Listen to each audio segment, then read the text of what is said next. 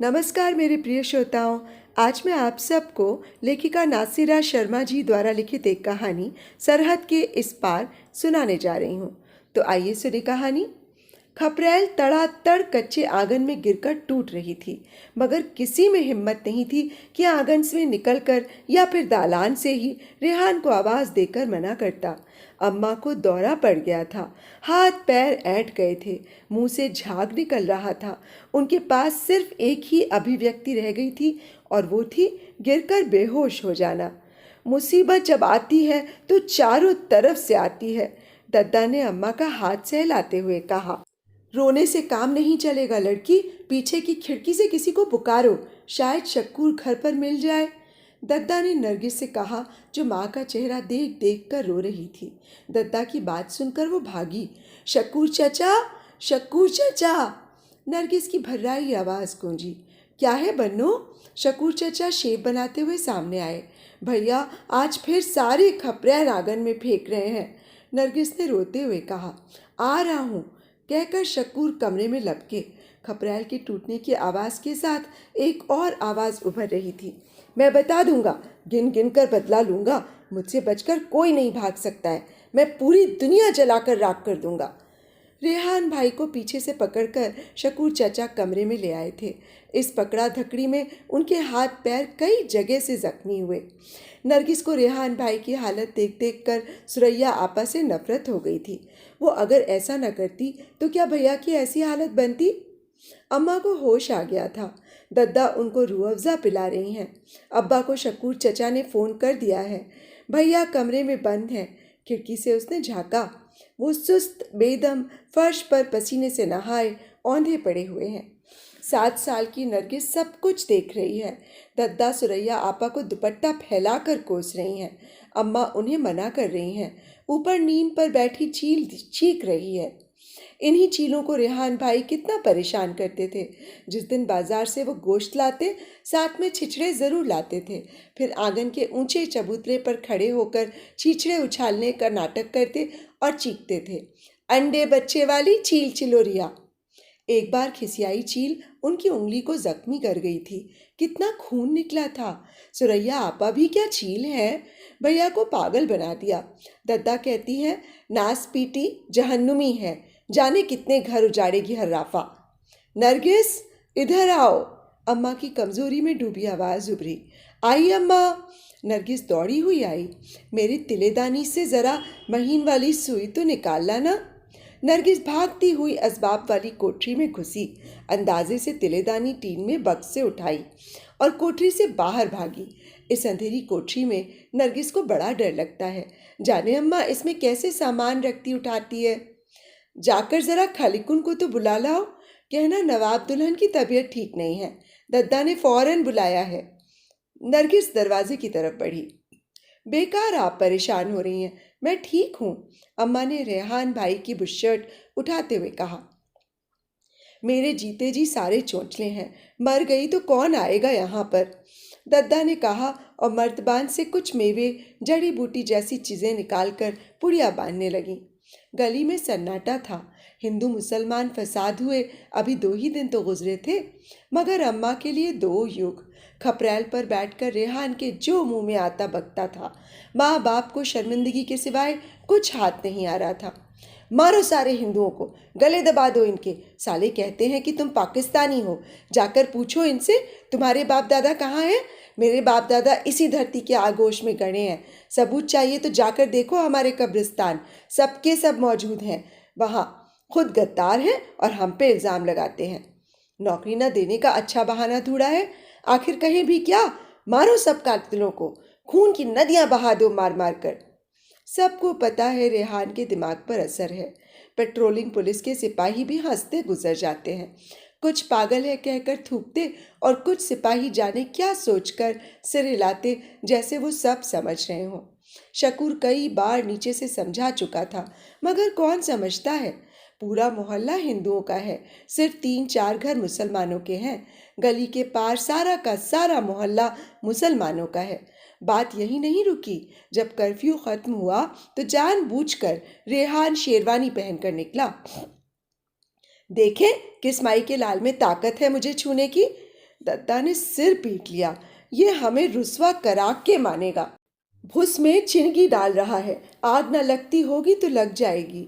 दोपहर में वर्मा जी की पत्नी अम्मा से कह गई थीं, बहन जी परेशान ना हो, हम रेहान को हमेशा से जानते हैं, अपना लड़का है, उसकी बातों को सब समझ रहे हैं, आप चिंता न करें। इस तरह से कई पड़ोसी ने अम्मा के शर्मिंदा सरापे को सहारा देकर और दद्दा के हाथों का पान खाकर चली गई थीं। अम्मा सुता मुँह लिए बैठी रहीं। क्या कहती? रेहान ने फर्स्ट क्लास में एमए पास किया था, 5 साल से नौकरी की तलाश थी, पीएचडी से मन उचटा हुआ था। सुरैया से उसकी दोस्ती बीए में हुई थी, दोस्ती इश्क में बदली और फिर शादी के वायदे में। मगर जब घर वालों को पता चला तो उन्होंने सुरैया से साफ कह दिया कि सैयद की लड़की शेखों में नहीं जाएगी, खानदान भी छोटा, औसत लोग हैं, फिर 2 वर्ष से बेकार लड़का लड़की का गला न घोंट दे ऐसे घर में शादी करने से। बहुत दिनों तक ये बात रेहान से छुपी रही, मगर जब सुरैया की मंगनी हो जाने की बात उसके कान में पहुंची तो उसे यकायक यकीन ही नहीं आया। परसों ही तो सुरैया से उसकी मुलाकात हुई थी, उसने ज़रा भी तो इशारा किया नहीं। अपनी बेबसी पर वो बेकरार हो उठा। सुरैया के घर तो जा नहीं सकता था, घुटता रहा। वायदे के मुताबिक सुरैया जुमे के दिन आई भी नहीं। बेकारी, इश्क में नाकामी और बेवफाई से रेहान को दीवाना बना दिया। दद्दा का ख्याल था कि सुरैया की फूफी ने रेहान पर जादू टोना किया है। वो बहुत जल्लाद दिल की औरत है। उसने अपनी सौत के गुप्त अंगों को जलते चिमटे से दागा था। ऐसे बुरे लोगों के बीच में रेहान जाकर फंस गया। जितना रेहान को सुरैया से नफरत दिलाई जाती, उतना ही वो उसके लिए अधिक व्याकुल होता गया। फसाद फिर हो गया, शहर में तनाव बढ़ गया, पुलिस हरकत में आ गई और रेहान बेकरार ऊपर छप्परों पर बैठा फिर ऑल फॉल बकने लगा।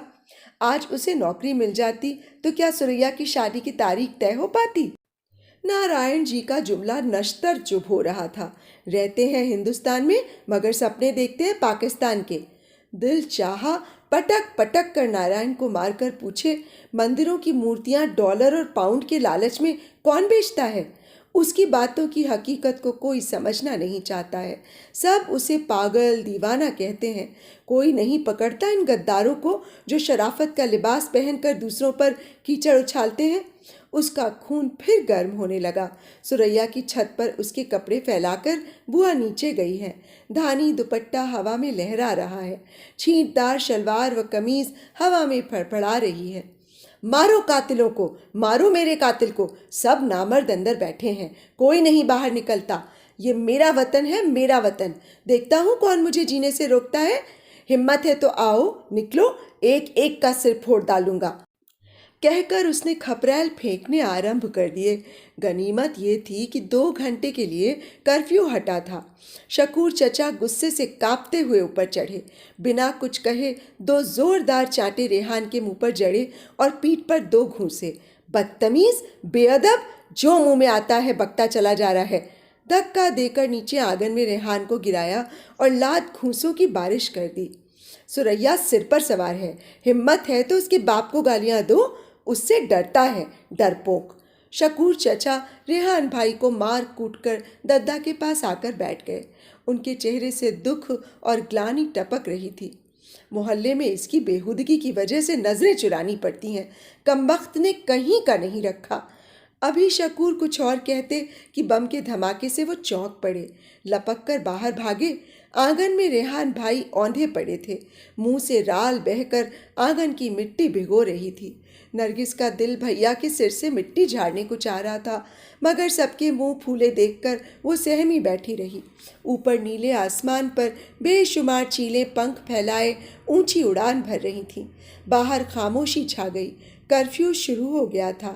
शकूर चचा ने खिड़की से पुकार कर कहा, अम्मा, कल्लन मियाँ चल बसे, अफजल के बनाए बम फट गए, पुलिस उनके घर में है। कल्लन मियाँ की बीवी भी जख्मी हुई है और अफजल, उसकी बोटियां छत की बल्लियों से लटक रही हैं। हाय, कैसा बुरा जमाना लगा है। दद्दा इतना कहकर रह गई।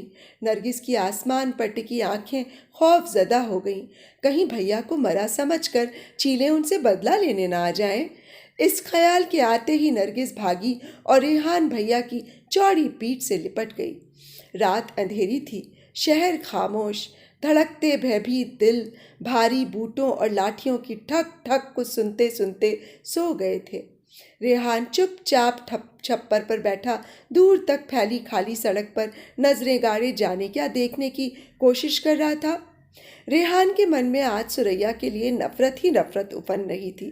सुरैया का विवाह पाकिस्तान में किसी बड़े ऑफिसर से हो रहा था, इसीलिए वो चुप रही थी कि शादी के बाद सरहद के पार निकल जाएगी। सरहद के इस पार किसी के दिल पर कौन सी बिजली गिरेगी, वो इन सारे एहसासों से पूरी तरह से आज़ाद होगी। घंटा घर ने 12 बजाए, रात की खामोशी फूट गई। रेहान ने आसमान पर नज़र डाली, तारे छिटके थे। वो व्याकुल हो उठा। खड़े होकर उसने अपने चारों तरफ देखा। पीली मलगिजी रोशनी में गलियां बंद दरवाजों से लिपटी सिसक रही थीं। मन में बवंडर उठा। छप्पर छप्पर आगे बढ़ने लगा। गर्मी के दिन थे, लोग अपने आंगनों में लेटे सो रहे थे। सुरैया का पक्का ऊंचा मकान पल पल उसके समीप होता जा रहा था। काश एक बार उस बेवफा से मुलाकात हो जाती तो बताता कि नफरत में भी उतनी ही शिद्दत होती है जितनी इश्क में। अपने अल्फाजों से आग लगा दूंगा उसके खामोश सरापे में, सारी उम्र अंगारों पर लौटती रहेगी। नीचे आंगन में कोई भयभीत आवाज उभरी। कौन है? कौन है? क्या हुआ? नीचे आंगन में घरवाले जाग गए थे और एक दूसरे से पूछ रहे थे। रेहान चौंक पड़ा। जाने किसका घर है? वो दबे पांव घर की तरफ लौटने लगा। कुछ नहीं, बिल्ली होगी, तुम सो जाओ। आंगन से फिर आवाज उभरी। फिर खामोशी छा गई। लौटते हुए उसके कानों में उन्हीं घरों में से एक से दबी दबी महीन आवाज पहुंची। बचाओ, बचाओ। बढ़ते कदम रुक गए। ठीक उसी के पैरों के नीचे कुछ खट रहा है। तड़प कर वो उस घर के आंगन में कूदा और तेजी से दालान की तरफ बढ़ा। आवाज कमरे से बुलंद हो रही थी। पैर की ठोकर दरवाजे पर मारी। दरवाजा भिड़ा हुआ था। दोनों पट भड़ से खुल गए। एक लड़की को पकड़े 2 लड़के खड़े थे और वो उनसे अपने को छुड़ा रही थी। पास ही सूखा सा लड़का बैठा बीड़ी पी रहा था। क्या बात है? रेहान की आवाज से वो चौंक कर उछले और फिर उग्रता से आगे बढ़े। कौन हो तुम? इस घर में कैसे घुसे? एक ने लड़की की कलाई मोड़ते हुए कहा। पहचाना नहीं? अपना पार्टनर है यार, रेहान है, रेहान। एक ने हंसते हुए कहा। वो दीवाना रेहान? दूसरे ने हैरत से पूछा। ये कौन है? रेहान ने अंदर घुसते हुए पूछा। दिखता नहीं है क्या? लड़की है यार, और कौन है? लड़के ने हंसकर कहा। सुझाई तो तुम्हें कुछ नहीं दे रहा है दरिंदे। इतना कहकर रेहान ने उसके मुंह पर घूंसा मारा। खून का फव्वारा छूटा और सामने के दांत उछलकर दूर जा गिरे। लड़की हिंदू थी और कमसिन भी। कर्फ्यू लगने की आपाधापी में ये लोग उसे उठा लाए थे। भीड़ भड़क्के में किसी को पता भी न चला कौन किधर जा रहा है। सबको इतने कम वक्त में सामान खरीदना मिलना जुलना रहता था। बौखलाए लोग ये समझ नहीं पाते थे कि उनके आसपास क्या घट रहा है। घृणा की आग में वासना की लकड़ी दहक उठी थी। दोनों लड़के पगलाए हुए थे।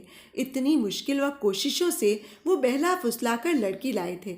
रेहान है कि सारा मज़ा किरकिरा कर रहा है। तुमको बड़ी हमदर्दी हो गई सिंधु लौंडिया से। दादा टाइप दूसरे लड़के ने गर्दन से रुमाल निकालकर पैर पर मारते हुए बड़ी शाने बेनियाजी से कहा, जिसमें भिड़ने की चुनौती थी। बहुत। रेहान ने कूलों पर अपने बड़े बड़े हाथ रखते हुए कहा। सारे दिन साला दीवाना बना हिंदुओं की माँ बहन तौलता है और अब रात के अंधेरे में हिंदू लौंडियों की वकालत करने निकला है। उस मरिया से लड़के ने बीड़ी हाथ से फेंकते हुए कहा। इस वक्त मेरे तन बदन में उतनी ही आग लगी है जितनी तुम्हारी बहन को किसी हिंदू के घर में इस हालत में देखकर लगती। रेहान ने सीना तान कर गर्दन ऊपर उठाई। यार मजाक मत करो, तुम्हारा भी हिस्सा होगा, समझे? दादा टाइप लड़के ने पैतरा बदलते हुए रेहान को आंख मारते हुए कहा। फिर निकाला मुंह से ये अल्फाज तो। कांपता हुआ रेहान का हाथ उठा। हिंदू लौंडिया के लिए मुसलमान भाई पर हाथ उठाओगे? उसी लड़के ने आस्तीन चढ़ाई। कोई अपनी जगह से हिला तो मार मार कर भूसा भर दूंगा। रेहान ने धीरे धीरे लड़की की तरफ बढ़ते हुए लड़कों को धमकाया। हमारे घर कौन जला रहा है? हमारी माँ बहन को कौन खराब कर रहा है? हम या वे? खून आस्तीन से पोंछता हुआ पहला लड़का बोल उठा। इस पर दूसरा पागलपन का दौरा पड़ा है, मरियल लड़के ने धीरे से कहा। मेरे जीते जी इस मोहल्ले में किसी जालिम औरंगजेब की पैदाइश नहीं हो सकती। तारीख दोबारा मेरे सामने नहीं दोहराई जाएगी, वरना। रेहान ने लाल आंखें तरेरी। लड़की को आगे बढ़कर कंधे के पास से सहारा दिया। उसे यहीं छोड़ दो, वरना हम 3 हैं। मैं एक ही काफ़ी हूँ तुम सबको संभालने के लिए। हाथ पैर मरोड़कर फेंक दूंगा, सुलझाते रह जाओगे। रेहान ने मरिया से लड़के को एक लात घुमाकर मारी और दूसरों की घूंसों से खातिर की। लड़की से कहा कि बाहर खड़ी हो जाए। मार कूट कर उसने तीनों लड़कों को कमरे में बंद किया और लड़की को लेकर कच्ची दीवार पर चढ़ा। फिर लड़की को दोनों हाथों से ऊपर उठाया। नरगिस से 2-3 साल ही बड़ी होगी। छप्पर पर बिठाकर धीरे से बोला, तुम्हारे पिताजी का नाम? राम खिलावन है, लड़की ने कांपते हुए कहा। नुक्कड़ वाली पंचुरिया की दुकान? हाँ, वो हमारे बापू की है, लड़की ने उत्साहित होकर कहा। अच्छा, अब इस भयानक माहौल में मैं तुम्हें घर तक कैसे पहुंचाऊं? हमारा चचा पुलिस में सिपहिया है, लड़की ने भोलेपन से कहा। होंगे, लापरवाही से रेहान ने कहा। उसके दिमाग में एक ही बात थी कि लड़की की बदनामी ना हो। सामने एक ही रास्ता है, छप्पर छप्पर चलता उधर जाए। मगर ये लड़की? तुम चल पाओगी छप्पर पर बिना शोर किए? रेहान ने पूछा। काहे नहीं, लड़की उसी उत्साह से बोली। घंटा घर से 3 का गजर गूंजा।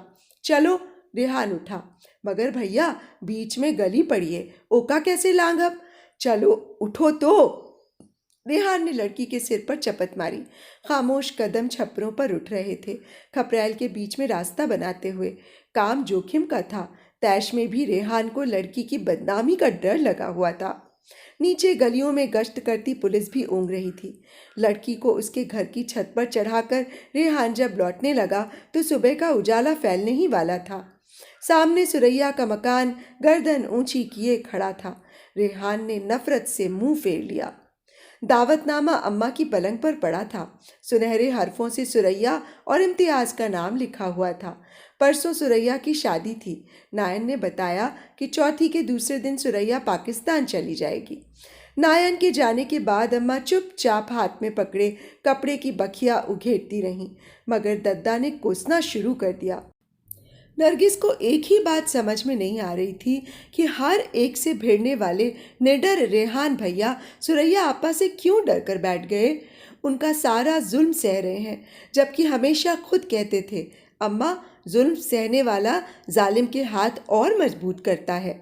तो क्या रेहान भाई की खामोशी सुरैया आपा के हाथ और मजबूत कर देगी? बहुत बड़े और भारी हो जाएंगे क्या उनके हाथ? उस हुर्राफा के सीने में मर्द का दिल है, इस निगोड़े के सीने में लड़की का दिल है। उल्टी गंगा बह रही है, दद्दा सुरमेदानी में सुरमा भरते हुए बोली। पलंग पर सोए रेहान भाई के पास दबे पांव नरगिस पहुंची। धीरे धीरे उनके बाजुओं पर हाथ फेरा। मछलियों की सख्ती का अंदाजा किया। पत्थर है पत्थर, नरगिस ने सोचा। मुड़कर सामने गई ताकि चेहरे का मुआयना करे। गाल अब भी लाल हैं। बीमार कमज़ोर होते तो चेहरा पीला होता। मुंह पर बैठी मक्खी हाँकते हुए नरगिस को इत्मीनान हुआ।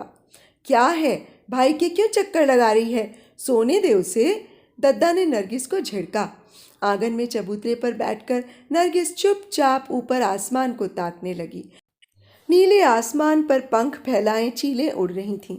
होली जल रही है क्या? हंसते हुए किसी का जुमला उछला। हाँ, ख्याल और परवास की होली नहीं, बल्कि चिता कहें, रेहान ने कागज़ के ढेरों से लपकते शोलों को देखकर कहा। किसके ख्याल और परवास की चिता है? सड़क से गुजरते हुए किसी ने पूछा। इकबाल, शायर अजीम, जिसने पाकिस्तान बनने का ख्वाब देखा था। रेहान ने किताब के और पन्ने फाड़े और ढेर पर डाले। शोले लपके। अरे अरे रेहान, यार वाकई तुम पागल हो गए हो क्या? क्या इसीलिए सुबह सुबह इकबाल का दीवान मांगने आए थे? परेशान सा परवेज कह उठा। सब घरों से इकबाल की बटोर लाया हूँ, रेहान ने शोलों को ताकते हुए कहा। मगर क्यों? जो शायर दिलों को काटने की बात करते हैं, इंसानी रिश्तों को तोड़ने की बात करते हैं, उनका अदब कोयला है जिसे छूकर हाथ काले होते हैं और दिमाग तारीख। समझे मियाँ परवेज? रेहान ने वहीं गली में उकड़ू बैठते हुए कहा। खुद इकबाल आए थे क्या तुमसे कहने ये? सलीम ने उसे झंझोड़ा। गली में चारों तरफ इकबाल के शेर काला कागज बनकर उड़ रहे थे। नहीं, मगर जो कहते हैं और समझते हैं वे ये जान लें कि ऐसे इल्ज़ाम के कटघरे में खड़ा करके कोई उस शायर की शख्सियत के परखच्चे भी उड़ा सकता है। रेहान ने गोद में रखे कागज़ उसमें फेंके। कौन उड़ा सकता है सिवाय जनाब रेहान के, दीवाने नंबर बन के। इतने अहमक होंगे यार, मुझे मालूम न था। निरे पागल ही हो उठे हो क्या? असलम ने गम और गुस्से से कहा। सुरैया का गम इकबाल को जलाकर कम हो जाएगा क्या? परवेज़ ने धीरे से कहा। कौन सुरैया? रेहान ने हंसकर पूछा। तुम्हारी महबूबा, और कौन? असलम जलकर बोला। दीवाने हो क्या? मेरी महबूबा मेरे दिल के दायरे में होती। किस कमबख्त का नाम ले रहे हो, जो अपनी सरहद का आर पार भी नहीं समझती है, अहमक। रेहान ने कह कहा लगाते हुए कहा।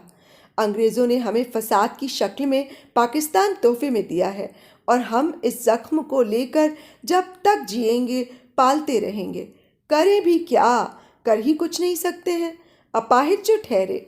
रेहान ने बुझते अध जले कागज़ों को डंडी से हिलाया। पूरी गली में जले छोटे बड़े कागज़ के टुकड़े उड़ रहे थे। मेरे गम को सुरैया की सरहदों में कैद करके तुम सब हकीकत से फरारी चाहते हो, रेहान ने हंसते हुए कहा। जेब से सुनहरी डिबिया निकालकर बची राख उसमें एहतियात से भरी और डिबिया बंद करके दोबारा जेब में रख ली। मगर दोस्त, ये फरारी कब तक? कहीं पर जाकर बंद गली में सिर फूटेगा ही।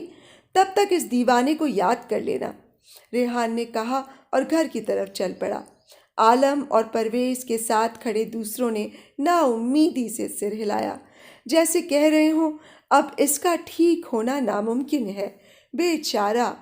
राख से भरी डिबिया शादी के दिन सुरैया को भेजकर रेहान के दिल को करार आ गया था। दद्दा को जितना डर था वो सब धरा का धरा रह गया। पूरे 2 दिन ऐसा घोड़ा बेचकर रेहान सोया जैसे उसी के घर से लड़की की डोली उठी हो। गली में कुछ लड़के अवश्य दुकानदारों से पूछ रहे थे कि क्या बात है, वो दीवाना रेहान नज़र नहीं आ रहा। हंसकर दुकानदार चुप हो जाते। सबको रेहान से प्यार था। राम खिलावन तो जैसे रेहान के हाथों बिक ही गया था। सरस्वती वाली बात क्या भूलने वाली है। घर में सबने खुदा का शुक्र अदा किया कि ये खतरे के दिन खैर व आफियत से टल गए। शकूर भी मुतमईन से 2 दिन से बैडमिंटन खेलने जाने लगे। 2 दिन से रेहान का पता न था, घर नहीं लौटा था। जाता भी कहाँ था? या तो छप्पर पर बैठा चीखता चिल्लाता रहता था या फिर गली में इधर उधर घूमता फिरता और फिर घर लौटकर चुपचाप पलंग पर पड़ जाता था। शकूर चचा थक कर दद्दा के पास आकर बैठ गए। अम्मा, तमाम ढूंढ लिया, अस्पताल, नदी, कुआं, उस रेहान के बच्चे का कहीं पता नहीं है। अपने हिफ्ज़ा मान में रखिएगा परवरदिगार, दद्दा ने कहा। अजीब अजीब उन्हें शौक हुए हैं। कुछ दिन पहले राम खिलावन के घर से हाथ में राखी बंधवाए, माथे पर टीका लगवाए निकल रहे थे।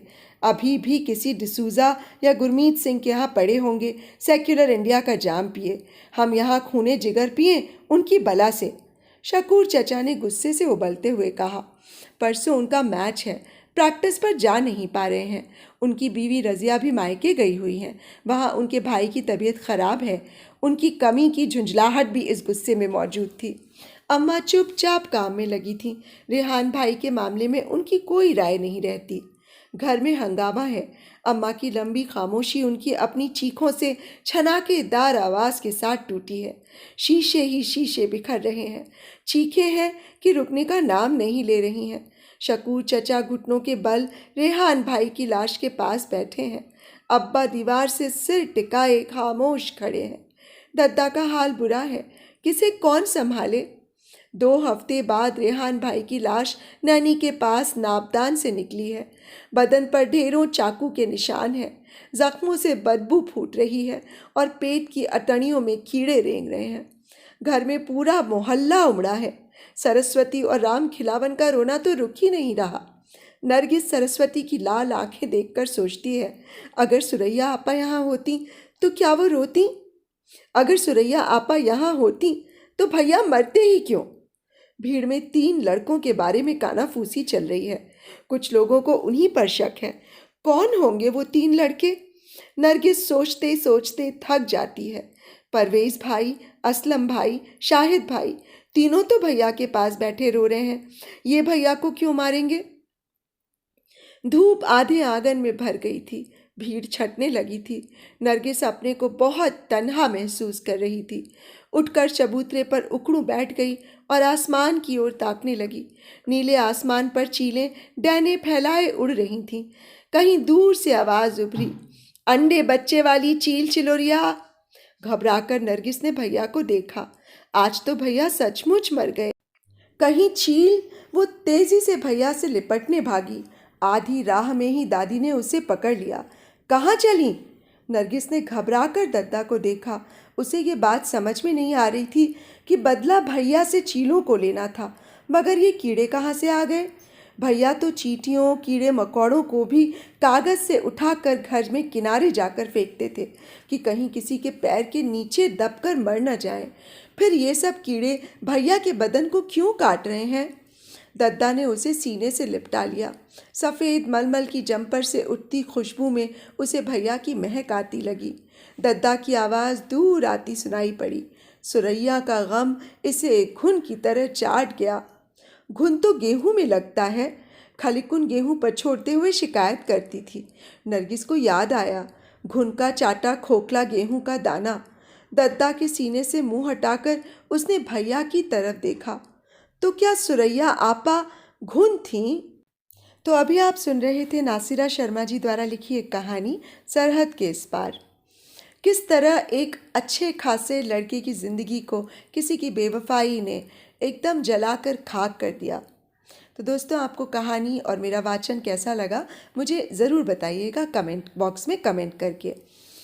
और अगर आपने अभी तक मेरे इस चैनल को सब्सक्राइब नहीं किया है तो प्लीज़ मेरे इस चैनल को सब्सक्राइब कर लें और मेरी कहानियों को लाइक और शेयर भी, और हाँ, बेल आइकन भी ज़रूर दबा लीजिएगा। तो अब मुझे इजाज़त दीजिए। नमस्कार।